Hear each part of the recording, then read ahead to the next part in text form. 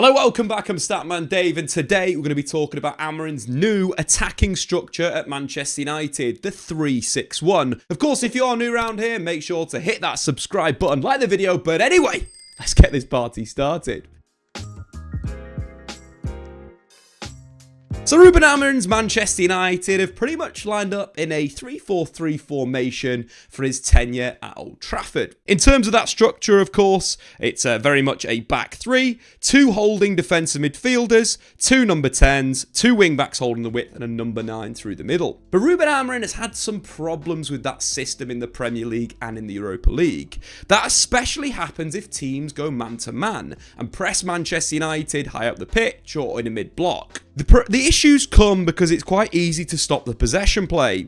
If teams jump onto Manchester United's two holders, use their 9 to filter United down one flank and then be super aggressive with their wingers, it's very difficult for Manchester United to progress the play through the lines. One of the solutions that Ruben Amorim used at Sporting Club de Portugal was actually jumping his number 8 into attacking midfield. Morita used to do that role very well against certain sides. And this is the interesting thing about Ruben Amorim. The 3-4-3 gets a lot of criticism. It's the same shape, there's no tactical changes, it's the same problems every time. But Ruben Amorim is a good coach, and if Manchester United back him correctly in the transfer market, we will be back. But that is a big question mark. But in terms of the tactical changes and structures, little tweaks on the pitch do change the system. As I mentioned at Sporting Club de Portugal, one of the 6s moves into more of an 8 role, getting into an attacking midfield zone.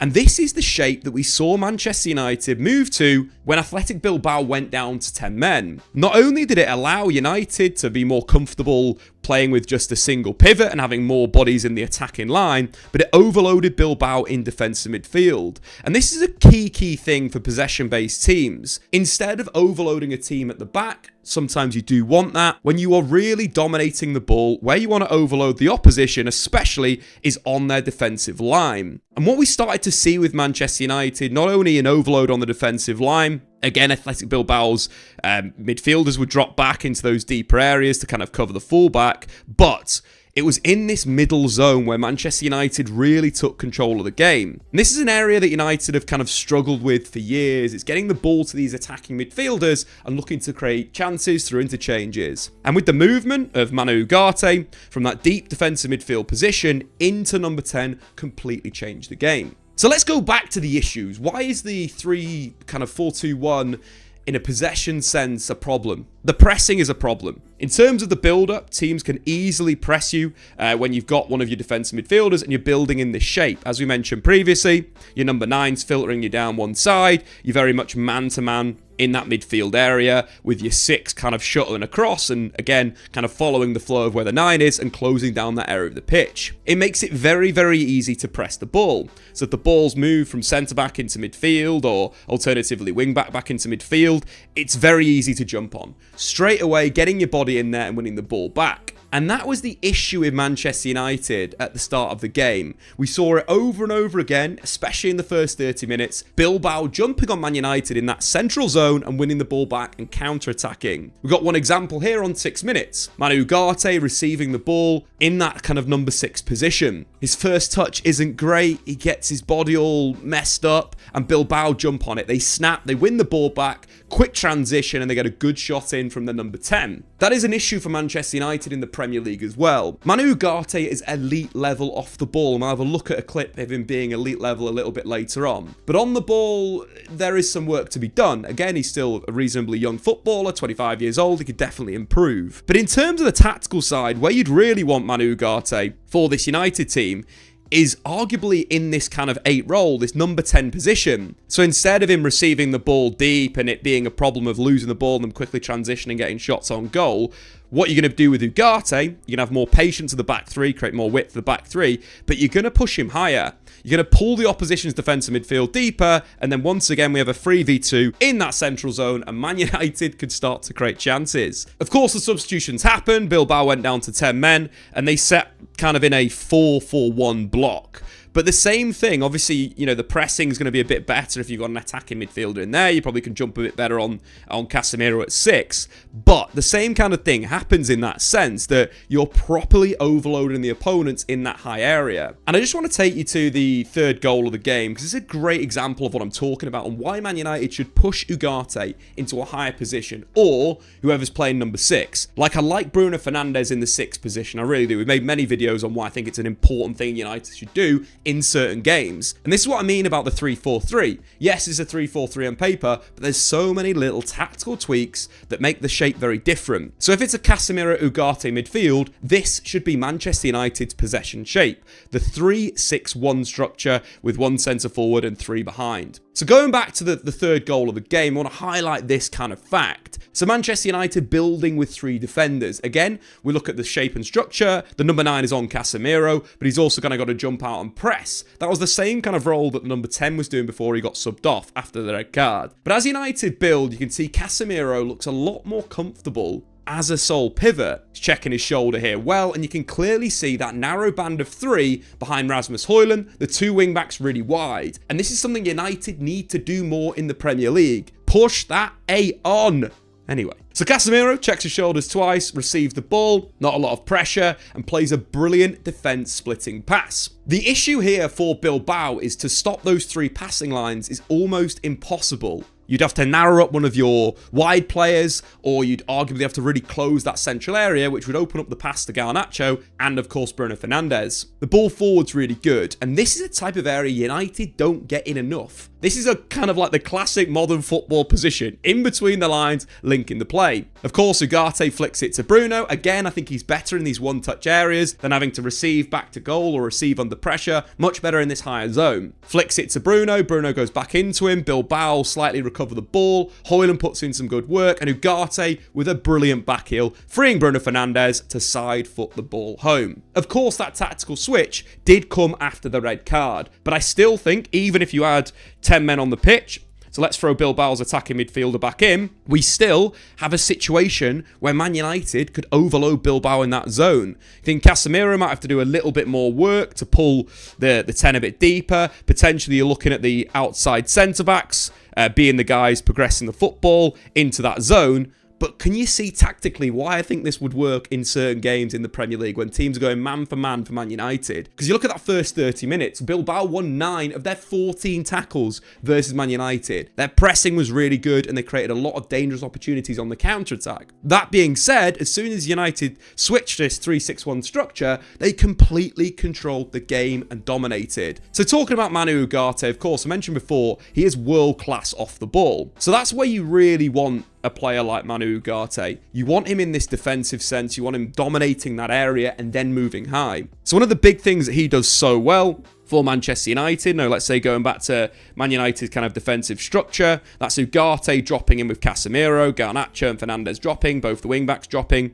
and kind of allowing the opposition to have the ball. But this is, in a sense, is super important for Manchester United, because the way that Bilbao were building and so forth, the way they were kind of being aggressive through the thirds, having someone like Manu Ugarte in a position to jump at the right time is something you want. As soon as kind of the pass is played, you want someone that's going to be good enough to kind of jump on it and then break through. Because once again, you're attacking your opposition's backline.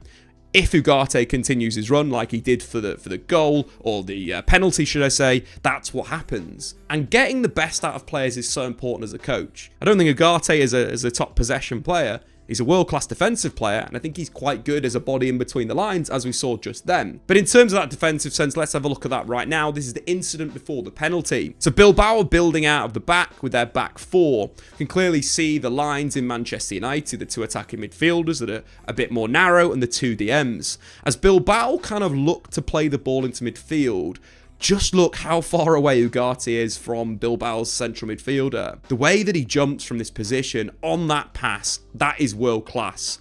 To win the ball in that situation is absolutely brilliant. And as we mentioned, he continues to join the attack. Garnacho joins him. And United are breaking on the Bilbao back four. This is where you want Ugarte. You want him hunting, then joining the counter-attack to be an extra body within the penalty area. So the ball gets worked out to Garnacho, who unfortunately slips, but gets himself up well. With a little bit of an overlap from Matraoui on the outside. He's fed, ball comes into the box, and Vivian pulls Rasmus Højlund back. Of course, that is a penalty, and it's a red card because Vivian didn't play the ball. That's a really key part of it. If Vivian had made a tackle and taken Højlund out, would have been a yellow card. But because he didn't play the ball, pulled Rasmus Højlund back, that is why. But that all comes from Ugarte's ability to jump that well. And that is something that United need to utilise. Utilise Ugarte as a weapon in these situations. Get him to be that pace, to join the attack, get into the box, and then cause problems in that area. Of course, Manchester United, through Bruno Fernandes, scored the resulting penalty.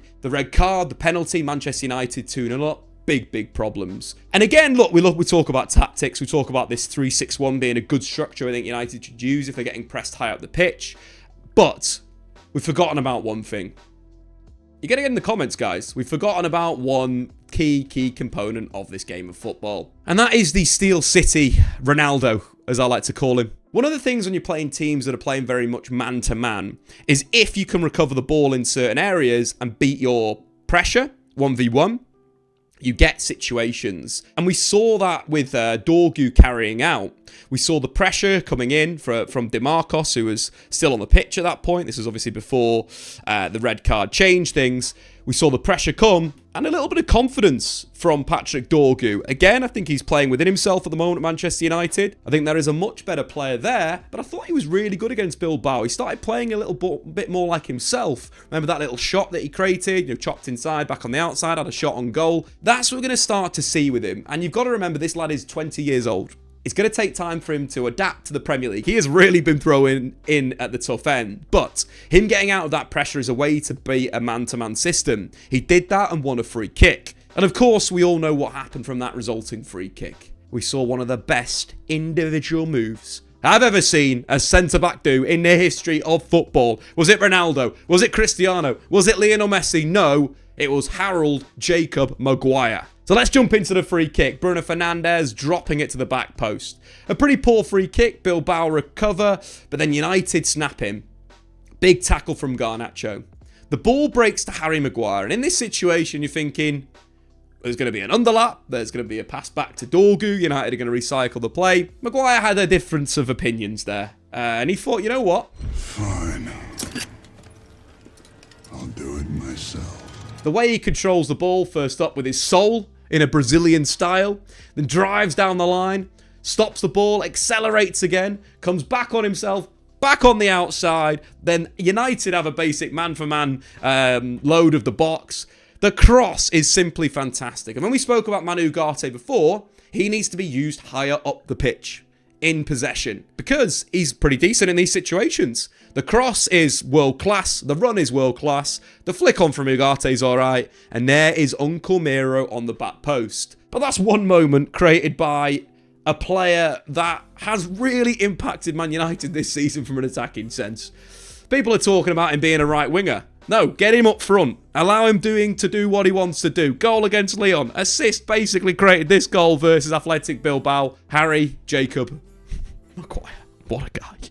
Oh, I jest. But, you know, the importance there is Harry Maguire has been absolutely superb for Man United in the back end of the Europa League here. And it allows United to get a good run. It allows them to get into that position of, you know, forcing Bilbao to play into midfield, to jump and so forth. That was a massive moment for Manchester United. It led to Bruno Fernandes scoring a penalty, then scoring a goal in open play and utterly dominating. In terms of Bruno Fernandes, only 4 players in Europe's top 5 leagues have been directly involved in more goals than Bruno Fernandes in 2025. A true hero, a captain, and a guy that is going to carry United to the Europa League. But I do think, you know, going back to the tactics, we need to see more of this 3-6-1, just to go and highlight that again for you guys. You know, that very much is when United are in possession of the football, let's say. What we want to see is both wing-backs playing super high and super wide.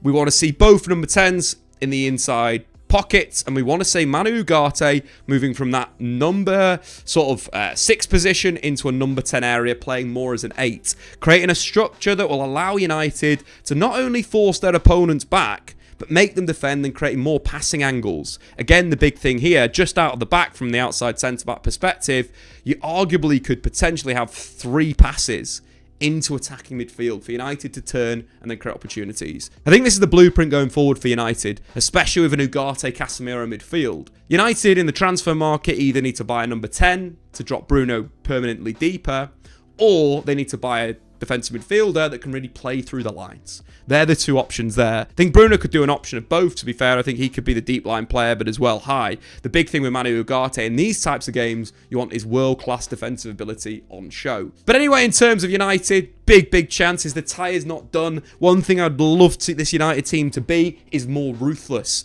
Be more aggressive. This game should have finished 4-5, 6-0. United hit the bar, they hit the post. It probably won't matter at Old Trafford, but United need to be wary of Bilbao on the break or even in possession. Nico Williams and Inaki Williams were big threats in the match. So United need to be very smart. But I think this new tactical system could work very well for Amorim's Reds. Anyway, I've been Statman Dave. Subscribe if you do, and we'll see you on the next one. Thanks for watching. If you've enjoyed this video, why not check out some more content on the Statman Dave YouTube channel.